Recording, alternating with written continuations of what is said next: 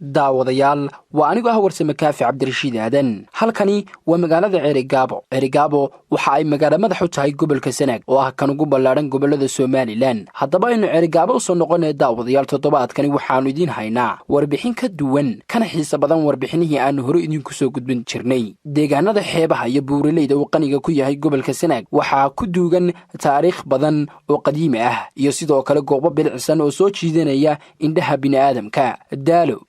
hareed godka tabca madarmuge rugay ceeldibir magaalo xeebeedda maydh sheekh isaxaaq iyo laasdhaan waa deegaanada aanu cagta dhignay haddaba intii aanu ku jirnay socdaalkayaga daawadayaal waxyaabihii aanu la kulannay waxaa ka mid ah god loo yaqaano god caruus isla markaana waqtiyadii hore ee dadku uu reer guuraaga ahaa ay ka dhaceen dhowr aroos godkani oo marka aad gasho gudihiisa qaadi kara dad aad u tiro badan isla markaana waa god u samaysan sida hoolasha hoteelada oo kale sida ay noo xaqiijiyeen qaar ka mid a dadka deegaankaasi waa god noqon kara guri isla markaana ay degi karaan qoys dhammaystirani haddaba godkani taariikhdiisa waxaa noogu warbixin doonaa mid ka mid ah dadka deegaanka waxaa godkan wax laga god caruus haye dad baa isku aroos baa ka dhacay markii hore iska dalku iska adkaayaan waxaan wadooyinka iyo gaadiidkan iyo tigooyinka la gaadhay aan lahayn baabuurtan iyo waxaan aan lahayn halkan nimanka marayna wadayga iska aado reer guraagu maro godkan oo kale reer guraagu markaa dabadeed ninkii xaaskiisa leeyahay jiray aroos ka dhici jiray hoyba uma gahan jiray halka dhowr aroos baa ka dhacay oo god caruus baa leeyahay guri ballaaran oo ruga ka mid ah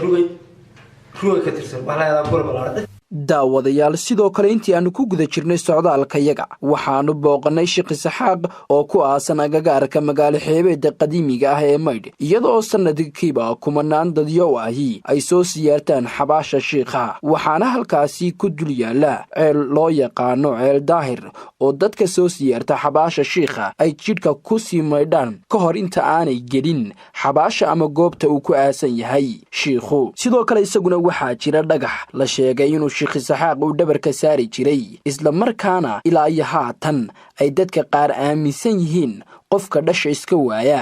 ee dhabarka saara inuu heli doono ubad mawlac baa la yiraahdaa oo qofka dhasha iska waaya dhali waaya baa saara dhabarka taariikhdiisa hore maxaad ka haysaa shiikha ku duceeyay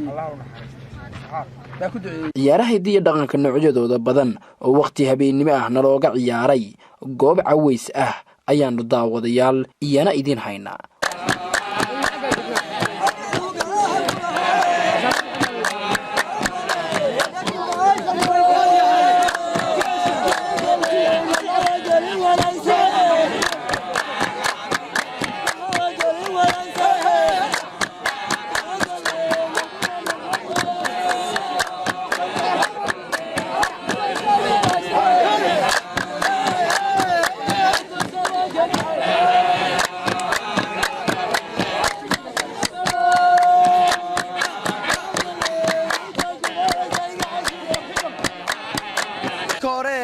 waxa tahay dhalinyarada gobolka Sanaag caawan waxaan ku sugannahay geegi laga ciyaarayo ciyaarihii dhaqanka ahaa oo kulli in badan aad ciyaaraysay bal waxaad nooga warbixisaa daawadayaasha nooga warbixisaa ciyaarahan inta nooc ay u kala baxaan iyo ciyaartan iminka socota bismillaahir rahmaanir rahiim aad baad mahadsan tahay wariye kaafi aad baan ku salaamayaa adiga iyo saxaafadaada ciyaarta ugu horeysa lagu bilaabo waxa weeye hana haybsan waa dhaqankeena hawsa jirka ahaa ciyaarta ku xigta waxa la dhahaa howlabida waxa ku xigta hogolka casar oo jandheera oo taa hore waxa weeye hana haybsan waa afar nin howlabiduna waa afar nin hogolka casartu waa laba sida awgeeda marka dhaqankeena weeye saasay u kala baxdaa habeenkiina waa jandheer